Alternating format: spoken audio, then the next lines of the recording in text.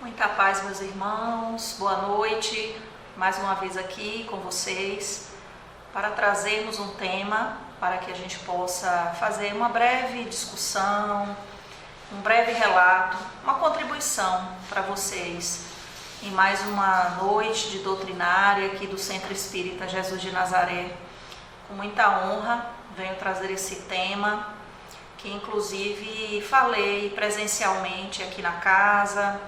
Foi muito boa a discussão e agora trazemos aqui online também para os irmãos que não puderem estar presentes. Vamos falar o tema Psicologia da Alma. A psicologia hoje é uma ciência, é um ramo, da ciência bastante importante para as nossas vidas.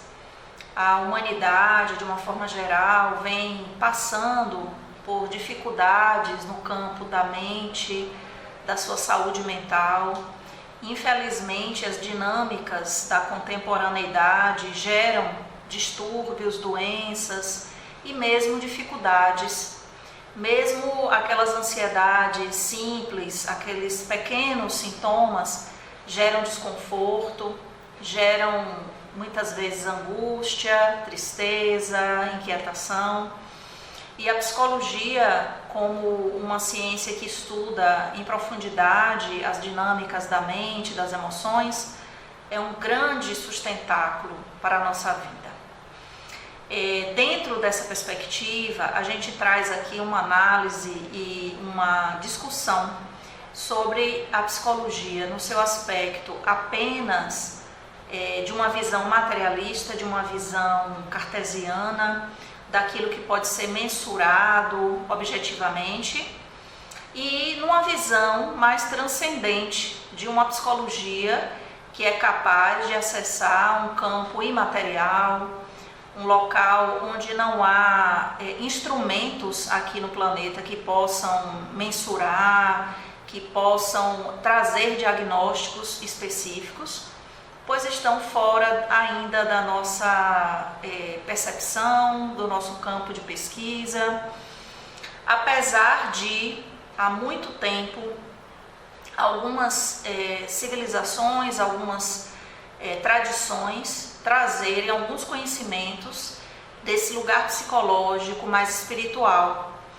E agora, com o advento das práticas integrativas, com a possibilidade de tratar pessoas através de um lugar mais sutil, mais vibracional, as dinâmicas da psicologia formal, acadêmica, elas começam a entrar em discussão. Inclusive, há um grande choque entre essas duas linguagens, da psicologia acadêmica formal e a psicologia transcendente, a psicologia que lida com o campo imaterial. E dentro disso, nós trazemos aqui alguns conceitos, alguns princípios, para que nós possamos alargar essa perspectiva, visto que ao estudarmos a espiritualidade, o campo da literatura espírita e de outras linguagens também, que o espiritismo abraça, isso é muito bom, porque isso gera enriquecimento do conhecimento. Então, graças a essa possibilidade, a gente pode pensar na psicologia a partir de uma multidimensionalidade desse ser. Dentro das práticas integrativas, isso já é posto quando se estuda a multidimensionalidade, quando se estuda o campo energético. Nós estamos entrando num lugar de profundidade, naquilo que a gente conhece comumente como o campo inconsciente desse indivíduo, onde aí está depositada todas as memórias das experiências múltiplas desse ser. Então a gente inicia com um primeiro slide falando sobre a terminologia psicologia. A terminologia vem de psique, que significa alma, e logos, que significa estudo. Essa alma, ela está atrelada não à concepção espírita de um espírito encarnado, mas a alma enquanto as ações subjetivas, as ações do campo imaterial do ser, como pensamentos, sentimentos, desejos, sensações e percepções. Então, todas essas faculdades do ser, elas jamais poderão ser mensuradas por instrumentos, porque elas estão num campo imaterial, naquilo que não é tangível, mas que é possível ser descrito, interpretado, investigado a partir das ferramentas que já existem. Então, dentro dessa terminologia, a psicologia ela vai fundo no campo da alma do indivíduo. E isso não começou na contemporaneidade, isso é antigo. Essa investigação ela vem de uma antiguidade grega, onde nós tínhamos filósofos que já estudavam as dinâmicas da mente e dos comportamentos. Então a gente vai ter lá na psicologia da antiguidade o Sócrates, um filósofo bastante conhecido, bastante discutido nas suas ideias, e ele preocupava-se com o limite que separava o homem do animal. Então Sócrates ele vai trabalhar muito nesse viés da razão, daquilo que nós racionalizamos, daquilo que nós percebemos com o cognitivo. Em seguida nós teremos Platão, que definiu a cabeça como sendo o lugar da razão e onde encontra-se a alma do homem. Então as ideias platônicas, elas têm muito essa questão da separatividade da alma em relação ao corpo. Em seguida nós vamos ter Aristóteles, que postulava que alma e corpo não poderiam ser dissociados. Então razão, percepção e sensação estariam num conjunto de respostas aos estímulos externos. Inclusive Aristóteles é um dos filósofos que o próprio Allan Kardec traz nas suas investigações como base estrutural, né, da sua escrita, dos seus conhecimentos, e que vai ancorar muito das ideias, né, as ideias espíritas, a partir desses filósofos, desses pensadores do passado. Por isso a psicologia ela nasce fundamentalmente da filosofia. É a partir da filosofia que a psicologia ela começa a se estruturar no nível mais rudimentar, até que mais tarde ela se torna uma ciência e desliga-se do campo filosófico. Então, lá nas teorias da antiguidade, nós teremos a questão platônica, né, o viés platônico, com a imortalidade da alma e esta separada do corpo, e o viés aristotélico, com a mortalidade da alma e o pertencimento ao corpo. Mais tarde, bem mais tarde, muitos séculos, né, à frente, nós teremos novas fronteiras do psiquismo. Quando a psiquiatria, também no seu rudimento, final do século XIX, início do século XX, ela começa a se estabelecer dentro do campo da saúde mental, dentro do campo do sofrimento mental, nós teremos o Sigmund Freud, um psiquiatra, neurologista da época também, um médico, né? Um emérito cientista que investigou o campo da mente, e não de forma individualizada, porque o Freud ele trouxe muitos conhecimentos também a partir dos seus professores, que já investigavam esse lugar do inconsciente, mas isso vem se sedimentar na obra freudiana. E nós devemos muito a Freud, apesar dele não ter avançado no campo do espírito, o que não era possível na época, porque senão fatalmente a sua obra teria sido destruída, não teria chegado até aqui. Nós temos hoje o estudo do inconsciente. Então Freud ele estuda fundamentalmente esse lugar do inconsciente, da nossa mente, e que mais tarde nós vamos reconhecer, a partir de outros estudiosos, que o inconsciente é fundamentalmente o lugar do espírito. É o repositório onde todas as memórias estarão aí registradas, no esquecimento, né, que é necessário, porque o nosso cérebro ele não sustentaria uma quantidade grande de informações, de múltiplas vidas, e mesmo dessa vida nós não teríamos arcabouço neurológico para sustentar tantas informações. E lá no inconsciente, nesse lugar imaterial, que na verdade está ancorado no campo espiritual, nós temos múltiplas informações que vão explicar as dinâmicas do ser, como nós reagimos à nossa própria vida, às realidades do planeta, tudo isso aí registrado nesse campo inconsciente. E mais tarde nós vamos ter continuadores da obra de Freud, porque esse homem não conseguiria abarcar todo o conhecimento numa só existência, apesar dele ter vivido bastante, mas existe um limite dentro desse conhecimento. Então, naturalmente, isso foi legado para outros pesquisadores, mesmo aqueles que ele não concordava com as ideias, mas que puderam amplificar essas ideias. E aí nós temos o nosso querido Carl Gustav Jung, que é um continuador da obra freudiana, mas que aprofunda esses conhecimentos a partir do momento em que ele reconhece esse inconsciente não só como uma tábula rasa, como o Freud acreditava, um lugar vazio que era colocado informações a partir do momento que o indivíduo começava a viver as suas experiências aqui. Na verdade, o Jung preconizava que o inconsciente ele já trazia informações prévias a essa vida. Mesmo assim, Jung ele não fala sobre o espírito diretamente, mesmo assim ele não vai estudar diretamente o campo espiritual, porque também não teria aceitação dentro dos centros de ciência. Essa obra também não chegaria até nós.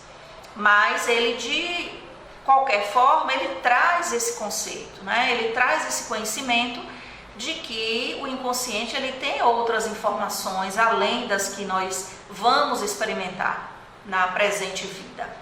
Então nós temos aqui essa representação desse iceberg, onde nós temos aqui na região bem externa e bem pequena, quase nada diante de todo o conteúdo, né, que existe aqui na nossa mente, nós vamos ter o consciente, nós vamos ter o subconsciente, que é uma camada periférica próxima do consciente, que traz informações importantes para a nossa compreensão, o inconsciente, que está um pouco mais abaixo e, portanto, nas profundidades do nosso ser, e lá, bem na base, no extrato mental, o nosso inconsciente profundo. Alguns autores espíritas, também médicos, psiquiatras, e aí nós trazemos aqui o Dr. Jorge Andréa, que foi um grande pesquisador desse inconsciente, ele ainda vai nos dizer que nesse campo inconsciente profundo, nós temos o inconsciente passado, que seria o inconsciente de outras existências, e nós teremos o inconsciente presente, o inconsciente dessa vida. Então, se nós formos pensar na quantidade de informações desse inconsciente passado, levando em conta que nós tivemos múltiplas existências, há um grande arcabouço de informações aí. Impossível de nós regermos em uma única vida. Isso explica de forma clara o porquê da necessidade do esquecimento. Nós vamos precisar esquecer essas informações para que elas fiquem num lugar de latência, para que em outras existências elas possam ser trazidas à superfície. Por isso, na medida em que o indivíduo ele vai galgando novos patamares de consciência, na medida em que ele vai entrando em processo de autoconhecimento, de autotransformação, aquilo que dentro do campo da espiritualidade nós poderíamos dizer reforma íntima, ele vai liberando conteúdos que estavam presos naquilo que a gente pode chamar de caixa preta, naquele lugar escondido, guardado, devidamente guardado, para que isso possa vir de forma processual para a nossa mente. Em algumas circunstâncias onde esses conteúdos possam vir de maneira abrupta, descuidada para a consciência, pode gerar aí danos para esse indivíduo. Pode trazer os fenômenos que a gente conhece como surto, como crise, quando de uma forma inapropriada esses conteúdos que o indivíduo não tinha condição de lidar venham para a consciência. É por isso que se tem que ter muito cuidado, há que se ter muita cautela com os fenômenos psicológicos, porque isso pode gerar danos mais do que benefícios. Então, dentro desses estudos, a gente vai olhar as tipologias, né? Os tipos de mentes que, a partir desses estudos espirituais, se traz como conhecimento. Então, nós teríamos uma mente espiritual superconsciente. Inclusive, dentro dessa superconsciência, nós já teríamos os arquivos de todo o nosso futuro. Então, aquilo que a gente julga não saber, na verdade, nós sabemos. Nós temos esses conteúdos do nosso futuro já aqui registrados, mas também, como no campo do inconsciente, isso precisa vir de forma processual e cuidadosa, para que não gere distúrbios profundos no indivíduo. Nós vamos ter a nossa mente racional, que seria a consciência, onde nós regulamos as informações cotidianas da nossa vida. Então o ego, né, essa estrutura psíquica chamada ego, seria o grande regulador junto com a nossa racionalidade, com a nossa cognição, e a mente não racional, que seria o subconsciente, esse lugar inconsciente também. Então, por que não racional? Porque ela não está dentro desses parâmetros que nós entendemos como lógicos. Por isso, os nossos sonhos, eles são tão confusos. Os nossos sonhos, eles são metafóricos, eles são simbólicos. Eles vêm lá do campo do inconsciente, onde não existe tempo e espaço, onde a realidade ela é completamente fora dessa logicidade que a gente está habituado, e por isso não racional. Mas, se não for regulado, se não for cuidado, pode gerar distúrbios nessa realidade em que vivemos. E dentro disso, nós tivemos outros estudiosos, precursores desse campo, dessa mente transcendente, dessa mente que vai além da mente racional, como a psicologia formal ela se atém. Por que o limite da psicologia? Porque ela está presa nas lógicas do cotidiano ainda. Ela não se arrisca a pisar nesse território imaterial, porque isso gera, dentro da lógica científica, misticismo, religiosidade, que é um campo pouco assegurado dentro da ciência. A ciência ela repele fundamentalmente tudo aquilo que possa gerar algum nível de desconforto dentro do campo das crenças espirituais, que é uma pena, porque ciência e espiritualidade deveriam andar de mãos dadas. Afinal de contas, a ciência ela nos assegura a realidade material e a espiritualidade a nossa realidade essencial.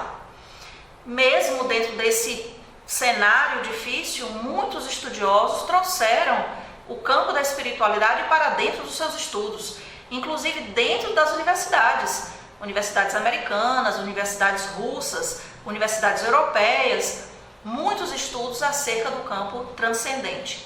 Dentre eles, o nosso querido Stanislav Grof, o Dr. Grof, que é um médico psiquiatra, que traz o conceito de psicologia do futuro. Dentro dessa psicologia do futuro, a nossa mente ela amplificaria para outros patamares de consciência, de percepção da realidade. Então, através dos fenômenos de alteração de senso-percepção, nós vamos perceber que a realidade ela é muito mais do que nós enxergamos no nosso cotidiano. O Dr. Stanislav Grof ele utiliza inicialmente as substâncias que alteram a senso-percepção, uma delas o LSD, isso na década de 60 do século 20, só que a partir de determinado experimento vai se percebendo que o LSD ele causa adicção, ele causa dependência, geraria uma sequela muito grave para aquele paciente, para aquele cliente que estava ali sendo estudado. Então, a própria justiça norte-americana ela proíbe a utilização da substância e o Dr. Grof, nos seus estudos, ele acaba descobrindo que a nossa respiração é um elemento importantíssimo para a alteração da senso-percepção. Então, através do fenômeno da hiperventilação, ele consegue alterar essa mente desse paciente e ele consegue acessar informações que estão lá no nível inconsciente. Então, através da respiração holotrópica ou hiperventilação, se consegue mudar padrões de pensamento, padrões de comportamento. Aquilo que estava escondido no campo inconsciente vem para a consciência e aí é transformado, é reinterpretado por uma consciência mais presente, mais lúcida diante da sua realidade. Então, dentro das pesquisas do Dr. Grof, nós vamos ter essas possibilidades de acessar essas outras camadas da mente que normalmente a psicologia formal não faz. Então, o Dr. Grof vai dizer o seguinte: a experiência transpessoal envolve uma expansão ou extensão da consciência além das limitações do ego e das limitações do tempo e espaço, como são percebidas no mundo tridimensional. Então, nós sabemos que enquanto espíritos encarnados, nós estamos num planeta limitado. Nós estamos num planeta que ainda estagia num campo de consciência bastante restrito. Um campo de consciência tridimensional, nós só percebemos a realidade a partir da largura, altura e profundidade. Então, isso é tridimensional e isso é restrito. Existem planetas mais atrasados que a Terra que percebem a realidade bidimensional. Então, pense aí, o que seria uma realidade bidimensional, tudo num achatamento de consciência. À medida que o espírito ele vai galgando outros patamares de percepção, essa realidade ela vai se amplificando. E é por isso que planetas mais evoluídos que o nosso, muitas vezes não conseguem trazer informações para nós, porque nós não compreenderíamos. Muitas vezes a gente pensa assim, a espiritualidade poderia nos explicar o porquê desses fenômenos, mas se os espíritos superiores chegarem para nós, para explicar dentro da linguagem, da concepção que eles têm, nós não entenderíamos, porque nós estamos presos na realidade tridimensional ainda. É por isso que à medida que a gente vai evoluindo, amplificando, ampliando, nós vamos entendendo a realidade de outra forma. É como Emmanuel nos diz, né? Para acordar uma pedra é preciso uma dinamite. Para acordar uma garça basta o nascer do sol. Por quê? Porque isso vai para os campos de sensibilidade da realidade, da percepção da realidade. Então, se eu estou presa ainda na materialidade, no ganha-ganha do dia a dia, eu não vou perceber o que se passa no campo sutil. E é justamente no campo sutil onde nós temos todas as respostas. Por isso, nós precisamos cada vez mais ir abrindo esse lugar perceptivo, sensorial do nosso ser. Quando a Terra puder galgar, através da sua transição, puder galgar um patamar maior dentro, do campo evolutivo, da espiritualidade, nós vamos perceber outras realidades. Então, aqueles indivíduos que têm, por exemplo, mediunidades ostensivas, que são capazes de reconhecer a realidade quadridimensional, eles não se percebem mais presos dentro dessa restrição da matéria. Por isso, muitas vezes são tidos como loucos, como alucinados, porque eles verificam outros componentes que a gente não vê comumente.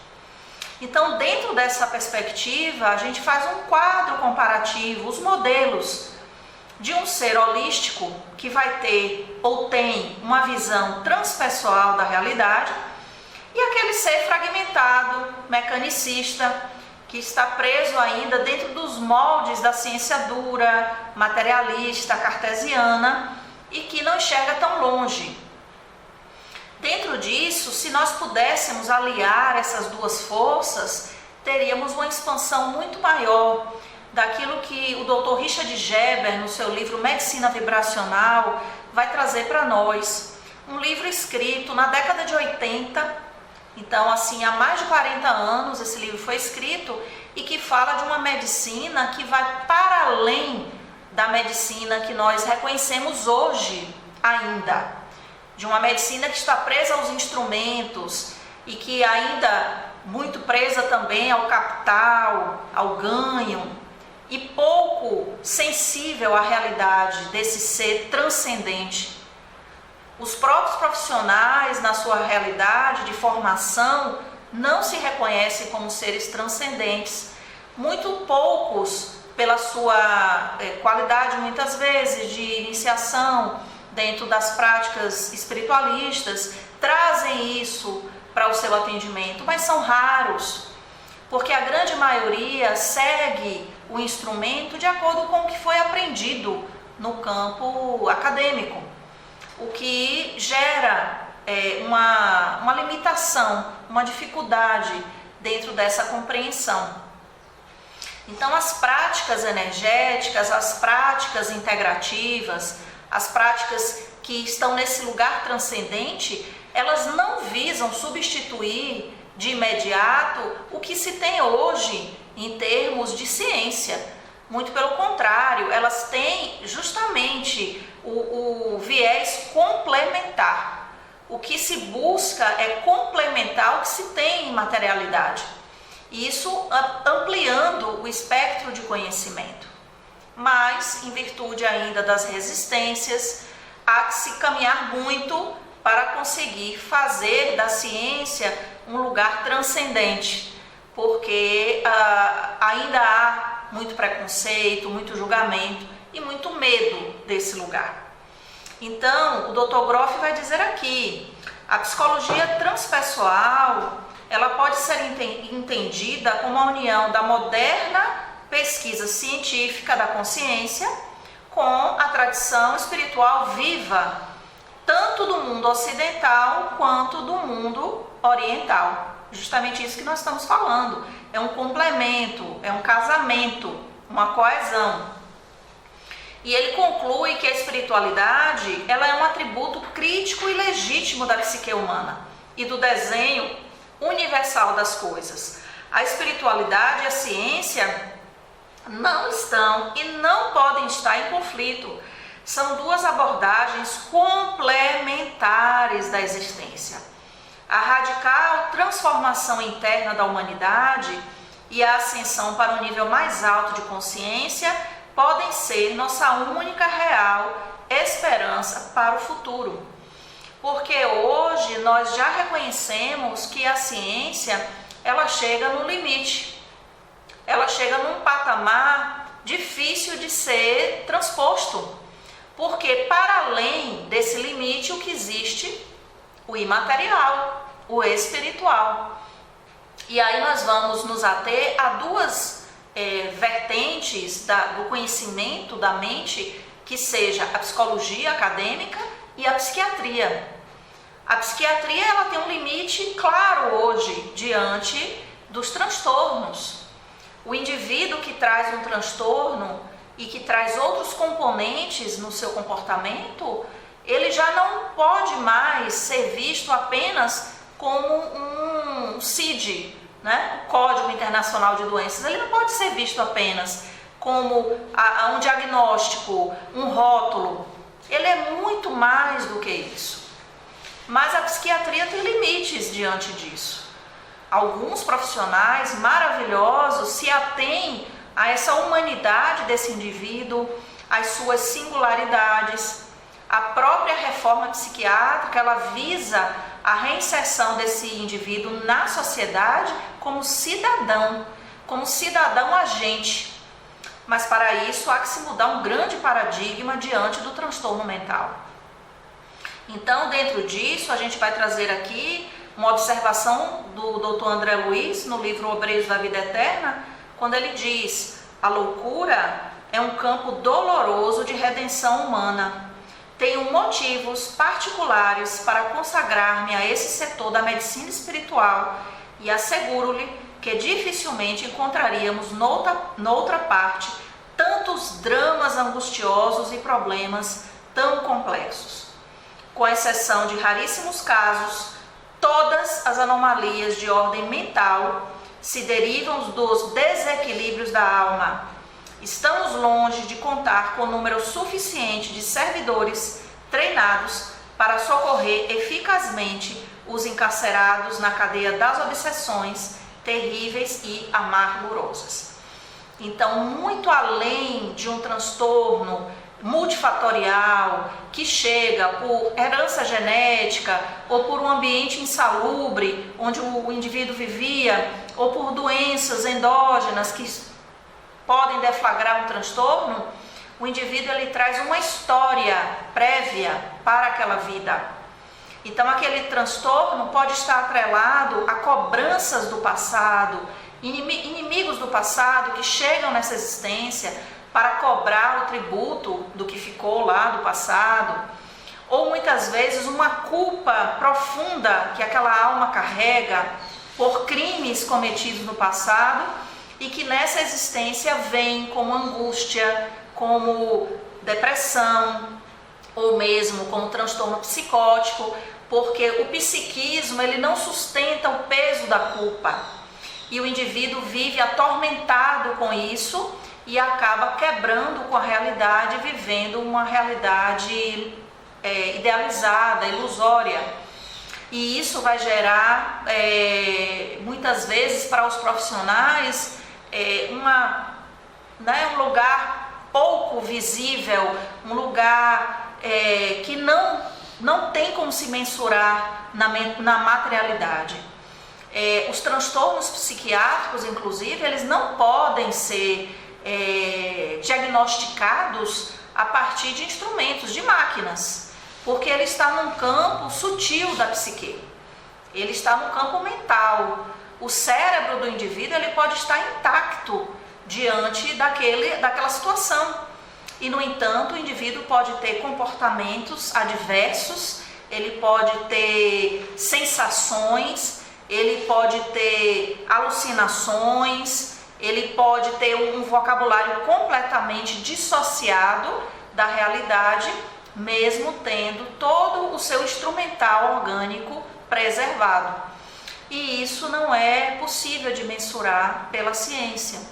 Por isso, há que se abrir mão desse preconceito, dessa rigidez, para que a partir daí possa se compreender efetivamente o que existe nesse núcleo de profundidade desse paciente, desse indivíduo.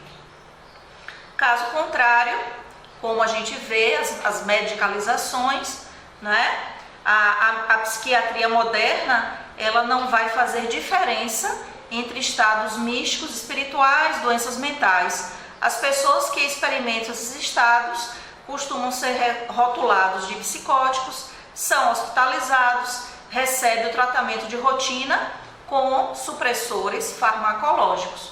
Então, a grande medicalização hoje, tanto de indivíduos com transtornos graves, quanto indivíduos com transtornos leves, quanto apenas um mal-estar, tudo se recorre à medicalização, como se fosse um único instrumento capaz de resolver, sendo que sabemos que os medicamentos eles não resolvem absolutamente nada, eles apenas vão suprimir os sintomas, eles vão embotar esses sintomas, o indivíduo continuará com a matriz daquele problema em si, e isso pode vir a ser regulado sim, a partir dos processos psicoterápicos, a partir dos processos vibracionais, onde ele vai conseguir regular o que causa esse distúrbio.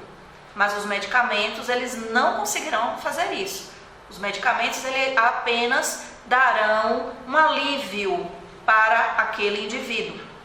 Inclusive, o Dr. André Luiz, ele nos esclarece em uma de suas obras que o paciente que usa algum medicamento psiquiátrico para algum transtorno, naturalmente ele tem uma alteração do campo vibracional. É por isso que às vezes o indivíduo ele está num surto psicótico violento, às vezes com cobradores do passado ali no seu campo vibratório, e a partir do uso da medicação ele tem uma melhora. Essa melhora significa o quê? Ele muda o padrão vibratório, aqueles irmãos desencarnados, adoecidos, não entram mais em sintonia. Então é como se houvesse um alívio daquela situação. O paciente ele pode descansar, ele pode entrar num lugar mais regulado, mas isso não resolve, porque a matriz que liga aquele indivíduo aos seus cobradores permanece. Então, em uma outra circunstância, basta aquele indivíduo ter um aborrecimento, uma angústia, ele capta novamente aquela informação e pode voltar a ter novo surto. É por isso que nos tratamentos espirituais, hospitais psiquiátricos, que nós temos inclusive aqui no nosso Brasil, que lidam fundamentalmente com o campo da espiritualidade, aliado ao medicamento, o Hospital Bezerra de Menezes é um hospital que trabalha nesse sentido. Então o paciente ele não vai ser só medicado, ele vai ser medicado, mas ele vai passar pela fluidoterapia, pela evangelização.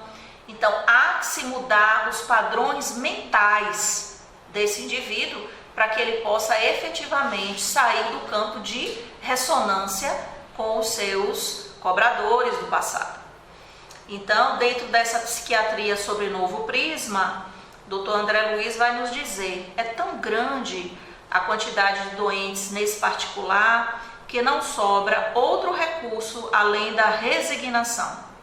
Continuamos desse modo a atender superficialmente, esperando acima de tudo na providência divina.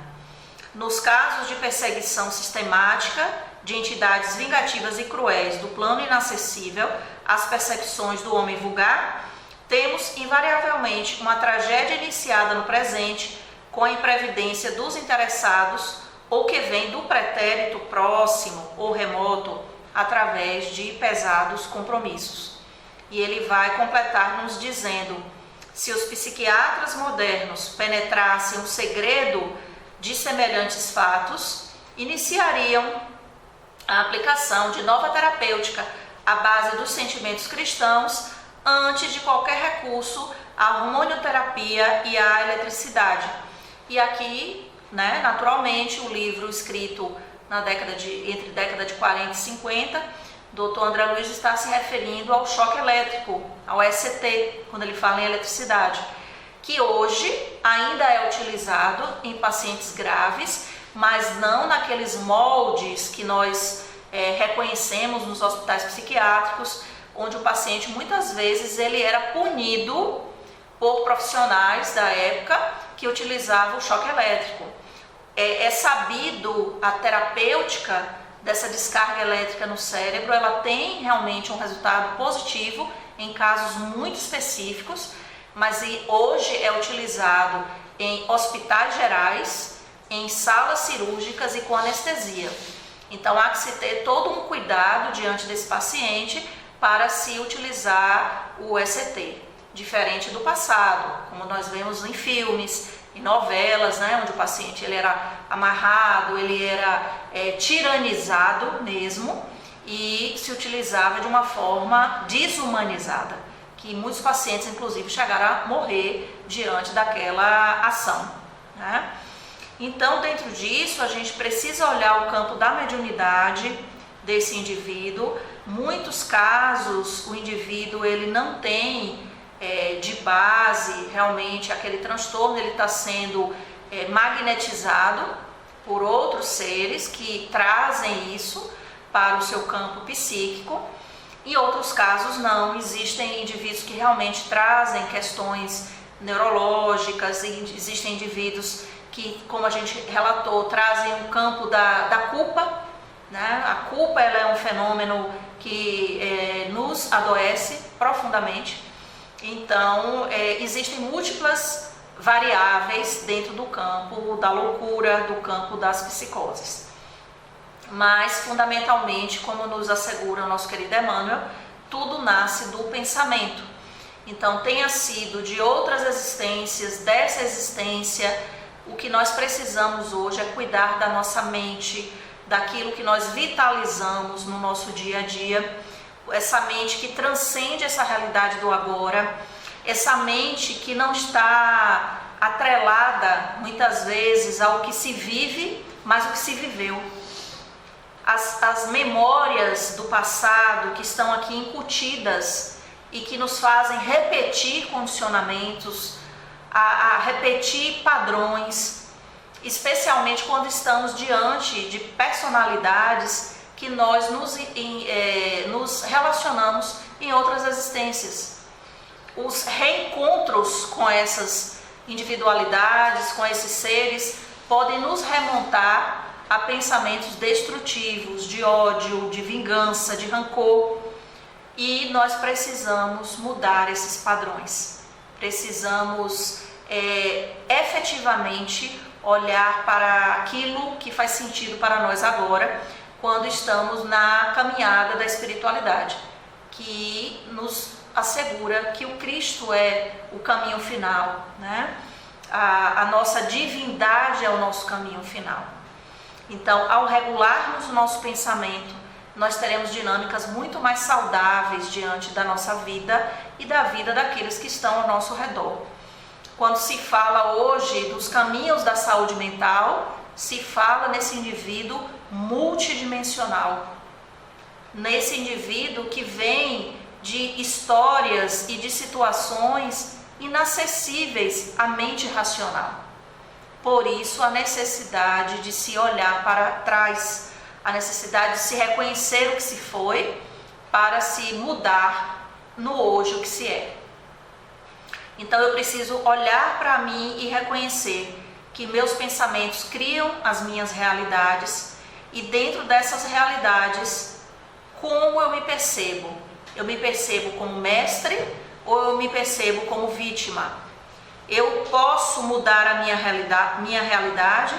Eu me coloco nesse lugar de mudar a minha realidade? Ou eu me coloco como uma vítima de um Deus punitivo que por nada resolveu jogar a sua ira sobre mim? Dentro dos conhecimentos que nós já acessamos, nós percebemos que não é bem assim. Nós somos autores do nosso destino. Mesmo a espiritualidade maior, que poderia mudar tudo o que vivemos, ela não vai agir. Ela vai permitir que nós possamos utilizar o nosso livre-arbítrio e mudar essas realidades. Quando nós percebemos indivíduos que vivem situações que parecem mesmo compulsórias, indivíduos que vêm com retardamentos mentais graves, dificuldades motoras severas, é porque muitas vezes a possibilidade desse indivíduo agir dentro da sua realidade, ela já foi esgotada naquela condição. Ele vai precisar viver essa imobilidade diante da realidade, mesmo que ali dentro ainda exista um psiquismo em ação, mas ele vai precisar viver para aprender outras formas de estar na vida, para que no futuro, ao retornar com as suas faculdades preservadas, ele possa trazer essa informação, essa reeducação do espírito e a partir daí buscar novos horizontes. Então, meus irmãos, fundamentalmente a oração é o caminho. Regular os pensamentos, regular as ações, regular os instintos, os impulsos, aquilo que muitas vezes fazemos sem nem perceber. A oração é o caminho. Dentro disso, nós concluímos a nossa fala, acreditamos que tudo isso que podemos trazer possa clarificar os nossos horizontes, que possa nos dar novas diretrizes e reconhecer que dentro desses limites podemos amplificar, podemos ampliar o nosso campo de percepção. Que Jesus nos abençoe, que o Mestre esteja sempre presente em nossas vidas e com certeza nos encontraremos em breve aqui com novas discussões.